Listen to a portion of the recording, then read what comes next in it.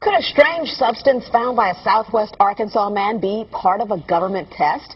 Well, that's the question at the heart of a phenomenon called chemtrails, now getting widespread attention.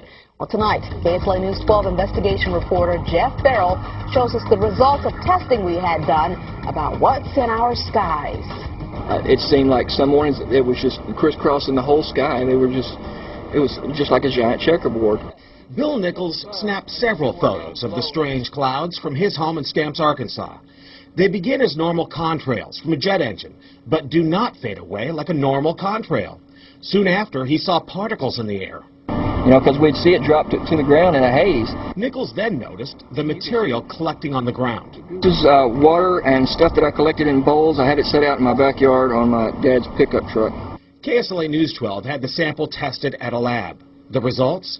A high level of barium, 6.8 parts per million, more than 3 times the toxic level set by the EPA. Armed with these lab results about the high levels of barium found in our sample, we decided to contact the Louisiana Department of Environmental Quality. They told us that yes, these levels are very unusual, but at the same time they added the caveat that proving the source is a whole nother matter. Barium is a hallmark of other chemtrail testing, which even attracted attention from a Los Angeles TV station. There's already no shortage of unclassified weather modification programs by the government. But those who fear chemtrails could be secret biological or chemical testing on the public point to the 1977 Senate hearings in particular, which confirmed 239 populated areas had been contaminated with biological agents between 1949 and 1969. Later, the 1994 Rockefeller Report concluded hundreds of thousands of military personnel were also subjected to secret biological experiments over the last 60 years. But could secret testing be underway yet again?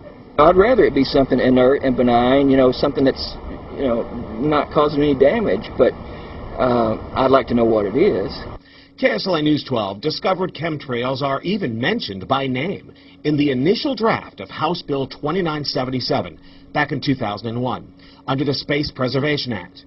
But the military denies any such program exists. Jeff Farrell, KSLA News 12 reporting. And, you know, it turns out until 9 years ago, the government had the right under U.S. law to conduct secret testing on the American public under specific conditions. Only a public outcry repealed part of that law, with some exceptions. Now, Jeff's report mentioned high levels of barium linked to those alleged chemtrails. We wanted to find out exactly what effects barium has on the body. We spoke with Mark Ryan, the director of the Poison Control Center. Ryan tells KSLA News 12 that short-term exposure can lead to anything from stomach to chest pains. Long-term exposure causes blood pressure problems. Ryan addressed concerns by chemtrail researchers that barium could be meant to wear down a person's immune system. Anything that causes ill effects in the body long-term, chronically, is going to affect your ability because it's constantly working on the body. So from that aspect, yeah, that's a potential. Ryan says he's conducted research on his own about secret government testing on the public, but he's still a bit skeptical about the alleged chemtrails, at least at the moment, because the Poison Control Center has seen no calls about exposure to barium.